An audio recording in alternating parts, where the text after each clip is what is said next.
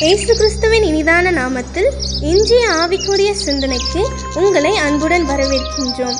இப்போதும் ஒரு பாடலுக்கு பின்பு உங்கள் சிந்தையை தெளிவிக்கும் ஆவிக்குரிய செய்தியை கேட்கலாம்.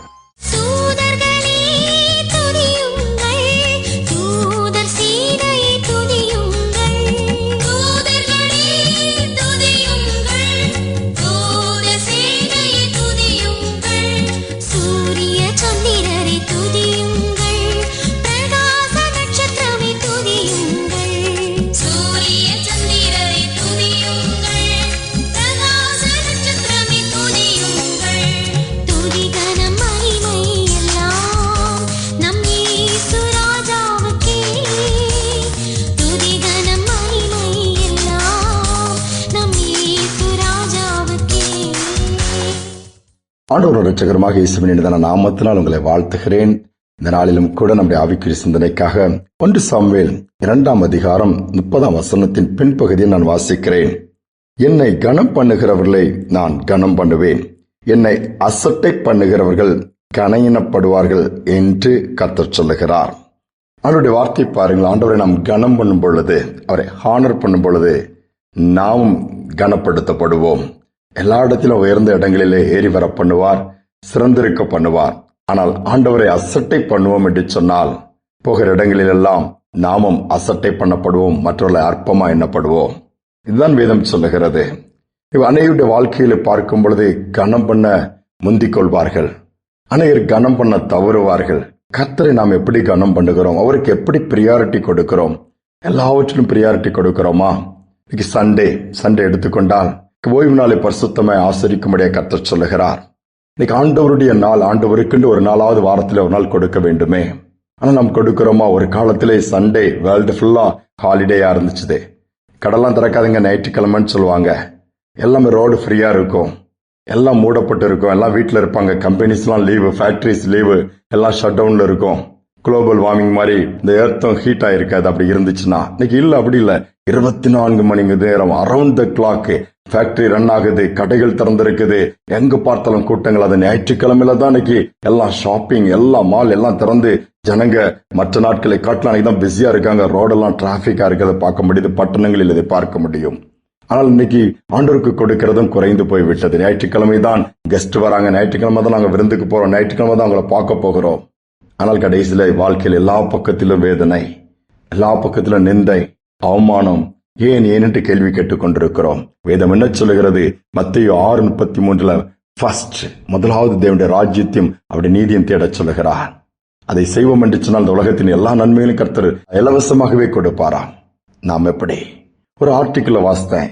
எரிக் என்கிற ஒரு வாலிபன், பிரிட்டன் தேசத்தை சேர்ந்தவன், ஓட்டப்பந்தயத்திலே சிறந்த ஒரு வீரன்.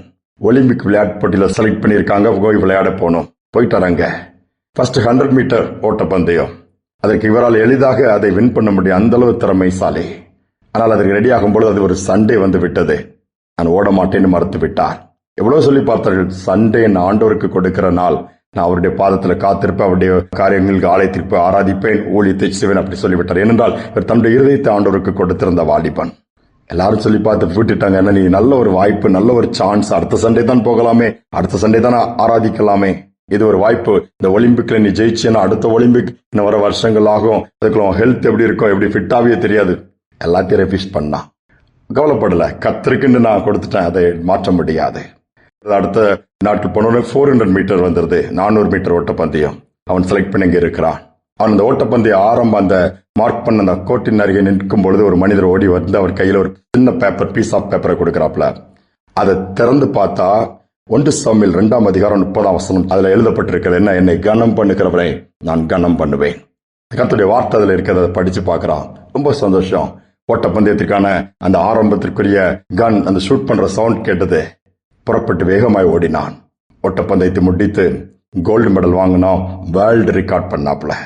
யோசித்து பாருங்க, கர்த்தர் கனப்படுத்தினா. அந்த அளவு நம்முடைய தேவன் பெரியவர்.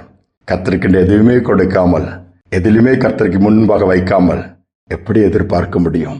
சற்று நாம் சிந்தித்து பார்ப்போம். சிம்பிள், சின்ன காரியம், பிரியாரிட்டி உலகத்தின் காரியங்களுக்காக இல்ல ஆண்டவருக்கு கொடுத்து பார்ப்போம். எல்லாவற்றையும் ஆண்டவர் நமக்காக செய்து முடிப்பார். அவருடைய கருத்துல கொடுத்து ஜெபிப்புமான். தகப்பன் இந்த புதிய நாளை கொடுத்திருக்கீங்க. இந்த ஓய்வு நாள் நம்முடைய சமூகத்தில் எங்களை தாழ்த்தி ஒப்புக் கொடுக்கிறோம். நாட்களும் காலங்களும் வேகமாய் ஓடிக்கொண்டிருக்கிற மனிதன் ஒரு மிஷினை போல தானே இயங்கிக் கொண்டிருக்கிறான். வேலை, வீடு, அது இதுன்னு சொல்லி எல்லாவற்றிலும் என்கேஜா இருக்கிற அந்த நாட்கள்ல அதெல்லாம் ஓரம் கட்டிட்டு நம்முடைய சமூகத்துல காத்திருக்க அதுதானே நீர் அவசியம் என்று சொல்லி மார்த்தாள் மரியாதை பார்க்கும்போது அங்கு சொன்ன தேவையான ஒன்று நம்முடைய பாதத்தில் இருக்கிற அந்த காரியம் நல்ல பங்கு எல்லாரும் பெற்றுக்கொள்ள உதவி செய்யும். இதனால உமக்கு பிரியமாய் பயன்படுத்த எங்களுக்கு கிருபை கொடுங்க. அதை கேட்டுக்கொண்டிருக்கிற ஒவ்வொரு பிள்ளைகளும் எங்கள் வாழ்க்கையில உமக்கு முன்னுரிமை கொடுக்க கர்த்தரை எப்பொழுதும் நான் முன்பாக வைத்திருக்கேன் தாவீது சொன்னது போல நாங்களும் முன்பாக வைக்க உதவி செய்யுங்க. உம்மை கனப்படுத்த உதவி செய்யுங்க.